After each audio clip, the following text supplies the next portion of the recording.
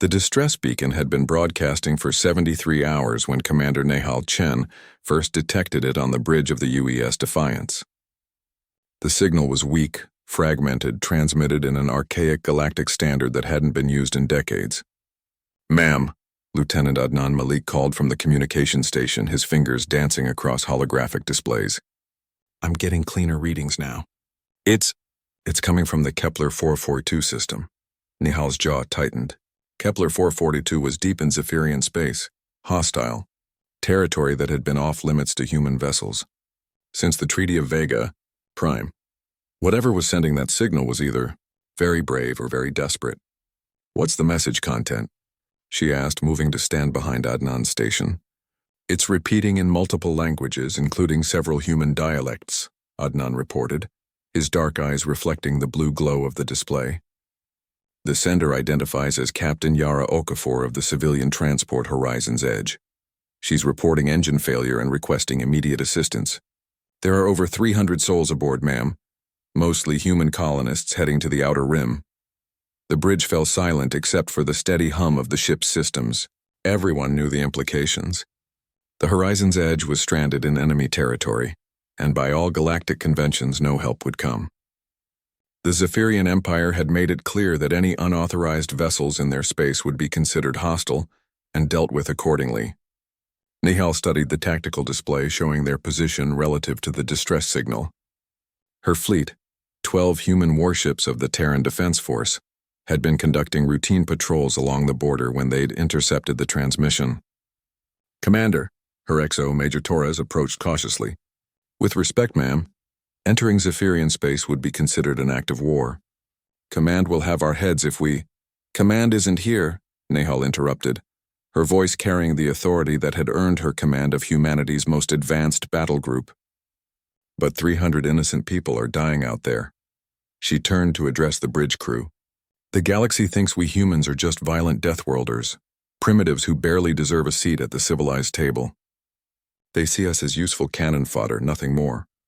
Her eyes blazed with determination. "Today we show them what Deathworlders do when innocent lives are at stake." Adnan looked up from his console. "Ma'am, I'm detecting multiple Zephyrian patrol vessels converging on the Horizon's Edge's position. They'll reach her in approximately 6 hours. Then we'd better get there first."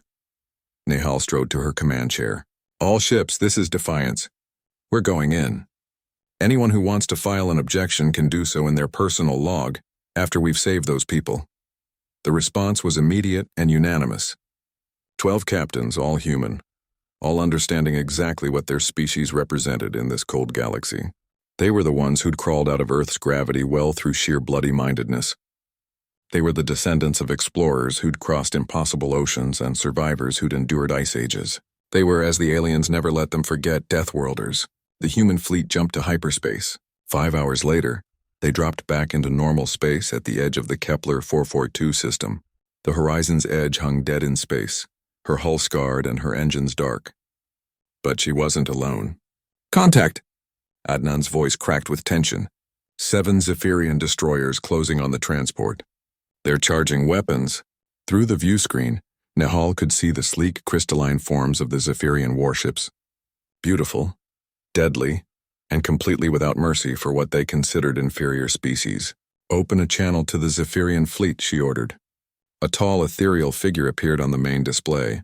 Admiral Veltar, if Nehal remembered her xenobiology correctly. The Zephyrian's voice was melodious and contemptuous. "Human vessels, you are in violation of the Kepler Accords. Withdraw immediately or face the consequences." "Admiral," Nehal replied calmly, "we're here on a humanitarian rescue mission. We'll take the transport and leave peacefully." Veltar's laugh was like tinkling wind chimes. "Humanitarian? From Deathworlders? Your species understands only violence and conquest. We will not allow you to establish a foothold in our territory under the guise of mercy." The channel closed. Moments later, Zephyrian weapons began targeting the helpless transport. "All ships," Nihal's voice cut through the chaos. "Weapons free. Protect that transport at all costs." What followed was 3 minutes of controlled violence that would be analyzed in military academies for generations. The human warships, products of a world where everything tried to kill you, were built differently than their alien counterparts. They were crude by galactic standards, but they were also incredibly tough and packed with enough firepower to crack moons. The Zephyrians discovered what it meant to face an enemy that had evolved from persistence predators, creatures that would chase their prey across continents until it collapsed from exhaustion. When the smoke cleared, 6 Zephyrian destroyers were drifting hulks. The 7th was fleeing toward the system's edge, broadcasting urgent warnings about the savage Deathworlder fleet. Adnan coordinated the rescue operation with smooth efficiency.